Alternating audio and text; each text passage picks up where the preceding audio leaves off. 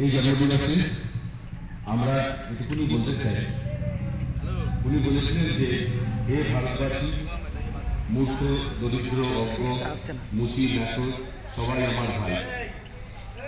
সেই বক্তব্যটাই আজ ভারতবর্ষে পৌঁছে দিতে হবে। আজ আপনারা জানেন বাংলা থেকে মাননীয় মুখ্যমন্ত্রী মমতা বন্দ্যোপাধ্যায় উনি কিন্তু সবাইকে একত্রে নিয়ে আজ পশ্চিমবঙ্গকে এগিয়ে নিয়ে চলেছেন।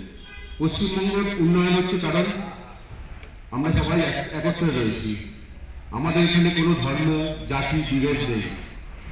কিন্তু আপনি যদি ভারতবর্ষে যান, যদি ইউপিতে যান, যদি গুজরাটে যান, যে কোনো বিজেপি শাসিত রাজ্যে যাবেন, সেখানে কিন্তু দেখবেন যে জাতি নিয়ে ধর্ম হয়, ধর্ম নিয়ে জাতি নিয়ে রাজনীতি হয়, ধর্ম নিয়ে রাজনীতি হয়।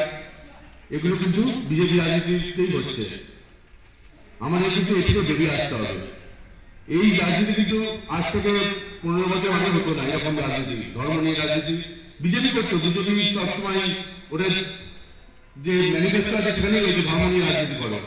ওরা বাকি মসজিদ ভেঙেছিল, ওরা এই রাজনীতিটা ধর্ম দিয়ে শুরু করেছে। কিন্তু আজকে 15 বছর আগে যদি দেখেন দিল্লির রাজনীতি, কেন্দ্রীয় রাজনীতি দেখেন, তাহলে দেখবেন যে তখনও মানুষের জন্য কাজ করা হতো। কিন্তু এখন যেটা হয় সেটা ধর্ম নিয়ে হয়।